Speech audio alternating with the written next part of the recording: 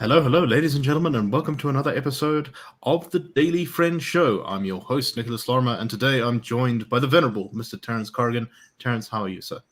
I'm good, Nicholas, and yourself? I'm pretty good, thank you. And we are also joined by the wise and enthusiastic and fiery Tiego Thotse. Tiego, how are you doing? I'm doing good things, and how are you, sir? I'm doing very well, sir.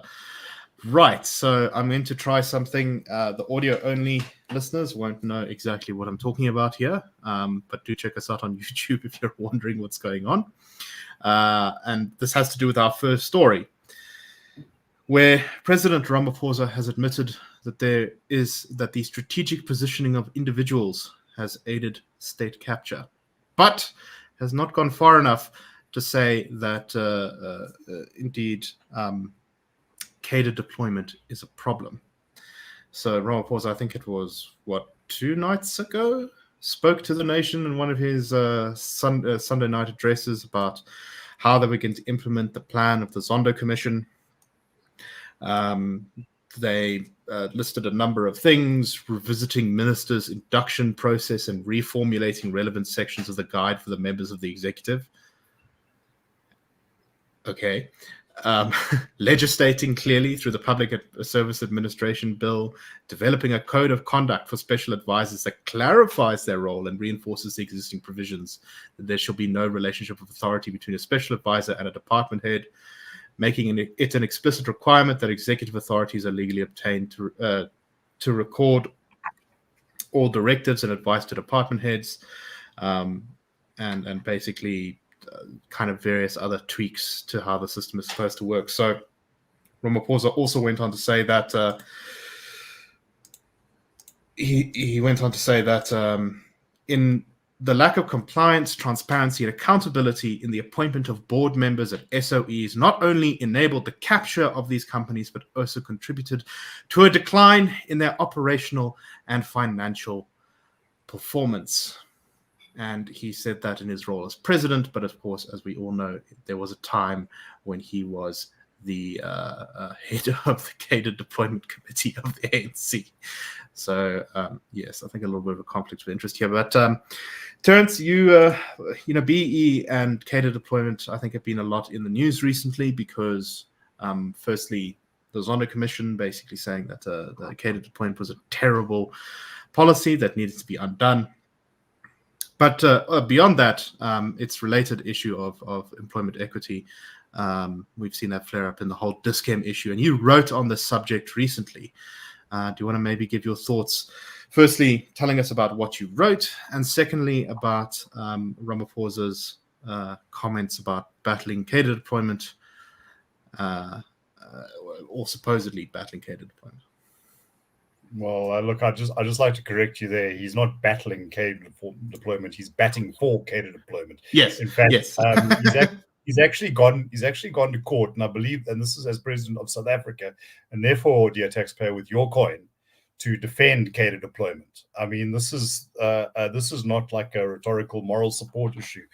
It's like they say, bacon and eggs, the chicken is involved and the pig is committed. Well, Ramaphosa here is very porcine. He's committed. Okay, so the question of employment equity, etc. It struck me that something that wasn't getting much attention was if this is such an important seminal issue for the government, and it's something that business will typically tell you, we're fully committed to transformation, like 155% and transformation, yay. We're on the transformation train, like gearing up. Okay, then why are they not reaching their targets? And it just struck me that they don't have a great deal to say about this. Now, I obviously have views about the Employment Equity Act, and I think it's not a great idea. But I think that the too much this debate gets veers into the sort of moral universe. There was discrimination in the past, and therefore it must be discrimination now, etc. I think there's a pragmatic question that isn't getting the play it deserves, and that is, do these skills to do this sort of thing exist? And I can confidently say no, and not because of anything Discem or anyone in the private sector has done or failed to do, but because of what is happening in the state. The South African Bureau of Standards, for instance, claims they can't fill their board or find a permanent CEO because of the skill. They can't find the requisite skills. Now, I mean, this is these state bodies have resources the rest of us can't dream of. They've got a sort of performance culture, which is, let's just say, forgiving. That's pretty nice. You have kind of the dice about as loaded in favor of political or ideological agendas as you're going to get. And yet, for something like this, we can't find the skills. And it's not, it's not just that. It's also, Eskom complaining that they don't have enough technicians. It's lack of engineers in municipalities. It's Dr. Dlamini Zuma saying to Parliament, municipalities aren't working so well because we've got this big skills shortage. But this is a national problem. It's not just us. Okay, well then, it seems to me there's a disconnect between saying, well, there is this major skills shortage, and I think that that the proof of the pudding is right there. But then, does it make any earthly sense? Forget the morality. Forget the policy issues. Just talk raw pragmatics. Can you do this or not? If we are sitting in a country with such a severe skills shortage, does it make any sense to threaten, essentially close companies down for not complying with government diktats? And I'd say, well, I don't know. I suppose very intelligent people with lots of letters after their names could come up with a different answer, but I would say no. No, I think you have to deal with the circumstances you have, not with the circumstances you wish you had. Very well said. Sorry, I don't think I explained very well in my introduction the connection between catered employment and employment equity. It sort of works a little bit like this, where government says, we're going to fine you if you don't have X number of people on your board of a certain race. But at the same time, government also plans to, or at least the ANC plans to parachute its loyal members and cadres into positions of influence and power across the whole of society, whether that be in the state or indeed in the private sector.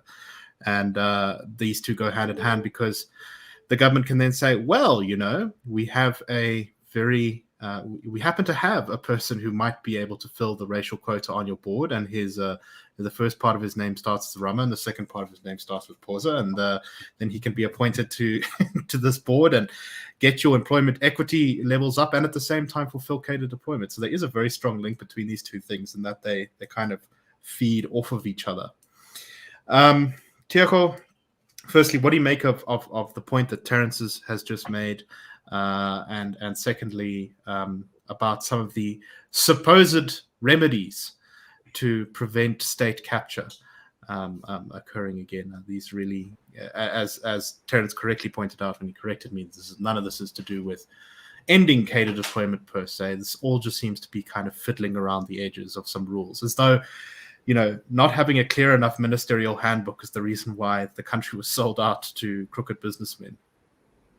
Yeah, well, I must say that I really enjoyed reading Terence's piece, and I think he makes all the valid points. It has never made sense to me, and it does not make logical sense that you want to fix the race problem in South Africa, but you have no practical plan of doing it. Look, for instance, if you want to empower, say, black people were discriminated against during apartheid, blah, blah, blah. You want to empower them. Surely the best way and the logical way of doing it is investing in education as an instance. So go to rural schools, go to your township schools, go to any other school. Let's convert these schools into beacons of hope. Let them produce people with skills. Let them produce people who can then come back into the work sector and compete for jobs.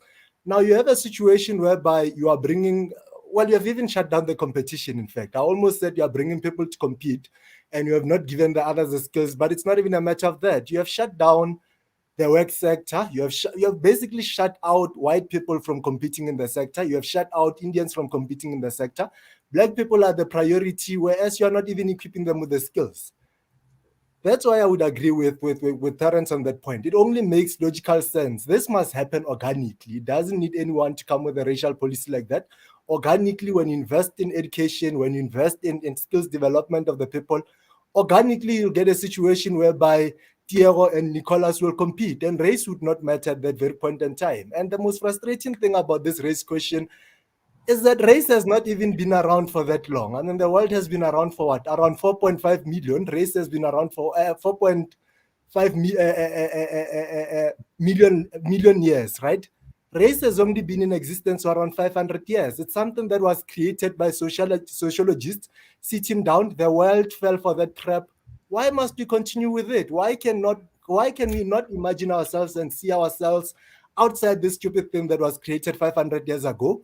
That for the longest time in human history, this thing was not around. Surely we should be able to imagine ourselves from that perspective, but we must be able to sit down and think about what the practical solutions to our issues in the country are. Regarding what the president presented, I think, I don't even know how to put it. They've been implementing for a very long time, sir. They've been implementing just with their mouths. At the practical level, things are not being implemented. But as well, dealing with corruption in the government, I mean, something as small as digitalizing the information that's there in government. For example, letting people apply through tenders as opposed to letting them apply through the hands, because with hands, they always erase their numbers, change their numbers and make it suit their people. Something that small would readily, very quickly assist with reducing corruption in the state. But they are not interested in such solutions. Terence recently presented in Parliament, I remember, around professionalizing the civil sector. Such practical, small things that can be done with a huge impact are not being done. They are going for these things that they know that they are going to dodge. Whenever they come with solutions, well, let me not say whenever, but a lot of times when they come with solutions that they already know a gap to. So it's really just there for the public, but they know that this thing is not going to end the crisis. The real solutions, they don't really implement. Terence, any final thoughts on this topic before we move on? Yeah, look, I think that what Tiego says about education is absolutely fundamental. I think the great sin of the pre-democracy era, apartheid, or whatever you want, however you want to describe it, was the insufficient investment in African education. But I think that the injustice has continued into the democratic era, where you have a situation where what's like 14% of grade 4s can read for meaning. That's just a bloody disaster. And I agree wholeheartedly with what some of our commentators are saying. Vocational education. I think this is there's a funny thing in South Africa, and I'm not sure what to ascribe it to, that wearing a white collar is somehow superior to wearing a blue collar. This is not the case, in successful societies.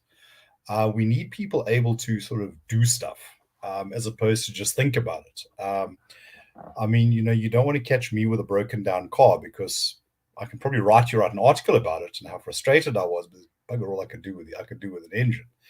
But yeah, those are often the kind of skills we need. And yeah, a point I made, and I think it's we long past even considering this because of where we are now. But if you wanted affirmative action or to work, there had to be two preconditions: massive economic growth and a massive rollout of skills. You needed to retain the skills you had, to impart them and mentor them. Some of those people ultimately would retire or whatever, and you needed a pipeline. but you needed an economy that had a growing demand and was willing to sort of underwrite the development of those. What we ended up with is this kind of like shrinking pie where everyone is trying to grab an ever bigger slice, of what just isn't there anymore. And go ahead, Cyril, sign that amendment, and just No, exactly. Yeah, please. Exactly right. And as you say, the economic growth question there is really key because, even if we did improve our technical colleges and, we produced lots of people who could weld and do all sorts of interesting, difficult blue collar jobs, there are towns in Canada which will literally, they advertise on their website for immigrants to come with blue collar skills to move to those towns. And if you don't create the jobs here, then even if you can train the people are just going to go, well, I could stay here with the crime rate and the lack of jobs, or I could move to Canada and be paid 3 times as much as I would here. So it isn't even, it's part of the solution, but even that isn't a silver bullet because, well, as I've written before, there are no such thing as silver bullets. But it's sort of all part of a package that needs to move together at the same time. Okay, let's move on to our next one, and this is a story from, I think it was a Special Investigative Unit, which and the Traffic Management Corporation, which this week talked about the enormous amount of money that government is losing due to illegal license discs. So I'm sure most people watching this show know, but you have to license your vehicle every single year, and you pay a fee when you do that. However, don't I just... yes, I know it's a massive pain in the backside. But according to the Road Traffic Management Corporation Chief Executive, Mr. Msibi, he said that 3 provinces in particular were playing a major role in defrauding the government of license disc fees. Those being, I think it was KZN, the Free State, Mpumalanga, the Free State, and Gauteng. A large number of people have already been arrested. There are 116 arrests that have already been made, and 820 cases have been opened. But by and large, there's still a major problem here. And what's quite interesting is some reasons were given as for why this fraudulence problem has appeared. And I think it's quite a familiar list to anyone who's ever looked at reasons for government failure in South Africa before. So the reasons listed by the Traffic Management Corporation are backlog and desperate need for driver's licenses, roadworthy certificates, corrupt officials and criminal middlemen exploit systemic weaknesses, negligent or incompetent officials, inadequate compliance monitoring, weak management and oversight, lack of standard operating procedures, lack of memorandums of understanding with local authorities, no agreed minimum performance standards for officials or employees, no financial autonomy, legislative gaps, greed, which drives irregular and criminal behavior. Although I'm not sure if you can really blame greed, considering that it is a feature of the human condition. Unlawful selling of licenses by DLTC officials to private people. Driving schools paying driving license examiners to issue licenses irregularly or fraudulently. Terence, what do you make of this whole story? I suspect that there is a role for the state here to play in that, or at least there's a connection between this issue of license disc problems, illegally issued driver's licenses, and the huge number of road accidents we have around the country every year. Yeah, look, I think we accept that there is a need for some state oversight, because 60 million of us trying to rub along together can get quite out of hand. The problem is that we have such an ineffective state that one often wonders what the point is.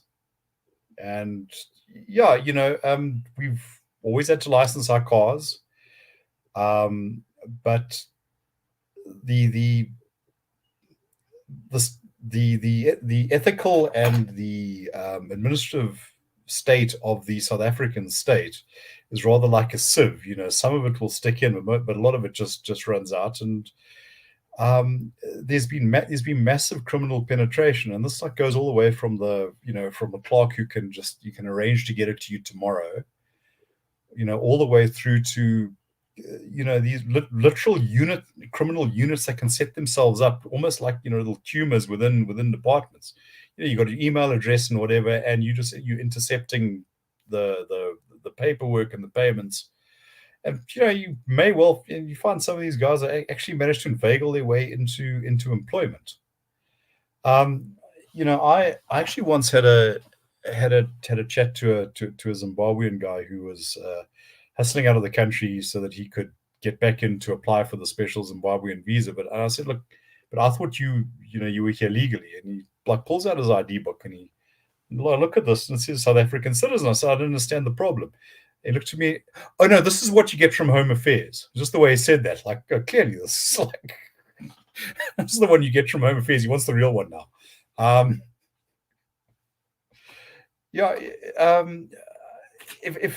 If there's one thing that does make me rather hot under the collar, it's the idea that it's this delusion of South Africa as a developmental state, and that's not kind of disagreement I might have with some of my colleagues about how the state must be hands off or whatever. This is just one of those. It's a pragmatic thing. The state we have can't do that. If the Singaporeans or the Swedes or whoever will give us their civil service, we can proceed on those grounds, but not with what we have. Tiego, your thoughts on the issue of the fraudulent licenses? Well, I think it's a crisis, but there's quite a lot happening at the traffic department. And I'll give you an example with the Polokwane traffic department. On a daily basis there, early in the morning, 4 a.m., you find people already standing on the queue. But go there with 1,000 rand, I kid you not, whether at 9 o'clock or what, you'll not stand on the queue. Within 10 minutes, you'll have your license, temporary license, new license, everything sorted out.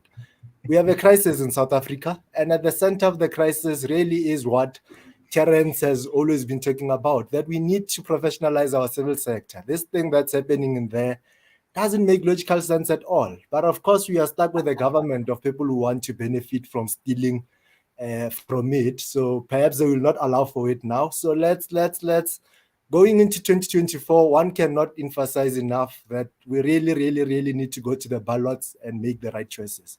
No, definitely. And as ever, one of the big issues, I think, is also just the weakness of kind of middle management. The problem of officials selling off licenses is supposed to be stopped at the middle management level. If I could just make a point about that, I think there's the additional tragedy that there are good people who are trying to do the right thing, but just how doggedly ethical will you be when someone threatens your life or your family? Because creaming 20 rand off every license disc is a very lucrative gig if you can get it. Exactly. Or alternatively, that people in those positions see that everyone around them is getting away with it, and everyone above them is getting away with it, everyone below them is getting away with it. Yeah. Then you kind of go, well, why should I try? If everyone else is stealing money, why should I be the good person and just make life difficult for myself? Anyway, right, let's move on to our next story. And this one was kind of wild. It wasn't even necessarily a big story, but it's part of, I think, quite a disturbing trend. So I think we have seen an increase in kidnappings in the criminal stats. I may be wrong on that. I didn't fact check it. But here's another high-profile example of someone being kidnapped.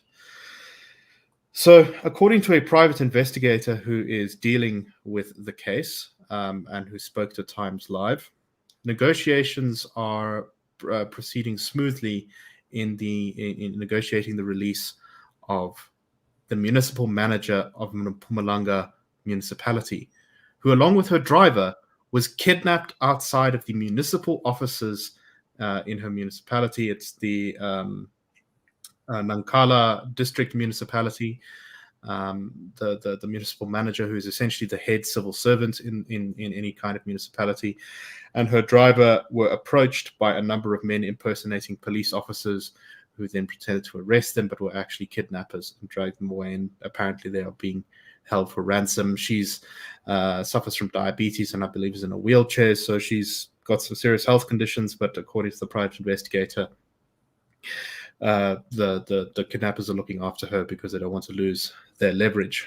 But this is, this is not, a kind of minor case. This is a senior civil servant being kidnapped, and one wonders whether there's a political angle to this as well, where you have one faction in the municipality trying to knock out another faction, perhaps by terrorizing them. Tiego, what should we take away from this crazy lawlessness? I think a lot is happening in the country, sir. It's something similar to this happened here in Polokwane, actually, just last year, whereby the CEO of Northern Lepelle Water, which is the water board that we have here in Polokwane, was kidnapped by some tenderpreneurs simply because he wouldn't sign off a tender agreement. The people who kidnapped him did not even have the right documents. The very tender they were applying for, they did not qualify for. They faked document. They photocopied stuff of other people, submitted it as their own, kidnapped this guy and forced him to sign the documents. In this instance, of course, they are looking for money, but there's a part where I read as well that they want some information in the municipality. So it could very well be that it's her comrades or whatever who are looking for certain information, and money is just something that they're using to cover up. 2020 December is right here. In 2 months' time, the ANC is going to a conference. Cadres are fighting within the movement. It could very well be that it's cadres of the movement doing this. They are very much capable of this. But yeah, we look forward to seeing how this goes. Well, hopefully she gets back safely. But I kind of think to myself, imagine that you're a professional who is well qualified in public administration, maybe even quite experienced. Maybe you worked overseas, maybe you worked in South Africa, and you're looking for a new job, and a job opens up. You get offered the position of municipal manager in a small municipality in Mpumalanga, and then you see a story like this, and you go, maybe not. Maybe I should go and do something else with my life. Terence, what do you make of this?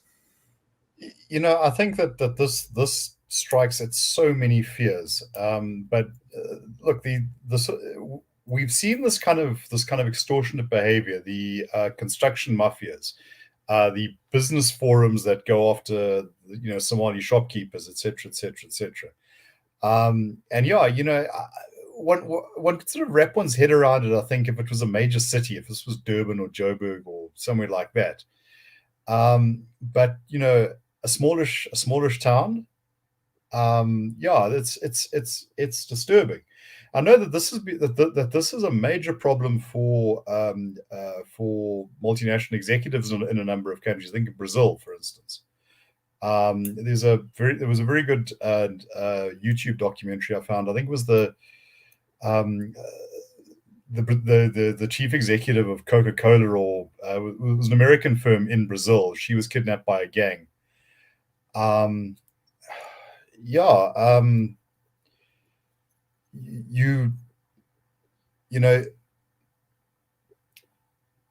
There are certain destinations where foreign executives are willing to go, and diplomats for that matter, which are considered, nice places, and that's just part of your job, and you go and you live there for a few years. And then the others would, what they call hardship postings, where you need armed guards and whatever. And I don't think South Africa has a bad reputation for violent crime, but I think not yet as a hardship destination. And that's not something that's not a reputation I think we want to get. Yeah, you don't want to be on the same level as a place like Mali. This is the municipality around Middelburg and those municipalities around there. Where it should be a nice, sleepy place to live. Yeah, exactly. All right. Very briefly, just to the end here, there's also news coming in today that the court battle between the DA and its coalition partners and the ANC, and more specifically the defecting Cope councillor in the city of Johannesburg. There's been a ruling, and the Johannesburg High Court has ruled in favor of Mpho Thotse, the former DA mayor, who challenged her dismissal. They found that the programming meeting where the motion of no confidence was put on the agenda was unlawful. They found that the council meeting where the ANC mayor was elected was unlawful, and that the ousting of Thotse as mayor took place during an illegal gathering and was unlawful. And they also dismissed it, I think, with costs to the ANC side, which is kind of interesting, because I think this is a good thing, because it shows that the rules are being adhered to now, and presumably it means that Thotse is now the mayor of Johannesburg again. For how long? Who knows? I suspect in a week or two they will rehold the council sitting, where they will once again vote her out of office, and this time, hopefully, they can follow the rules. I guess this is a win for the DA. They managed to get a kind of rule of law judgment here. But it's also probably quite a short-term thing, unless they can throw together some sort of larger coalition in Johannesburg very quickly. But that is I'm afraid, all the time we have for today. So we will, I think, discuss that as probably next week. And I hope that you all found the show interesting. Sorry, I was a bit muddled today, but I think we got through, and our great guests carried me through. So thank you very much for listening, and have a wonderful day, everyone. Cheers.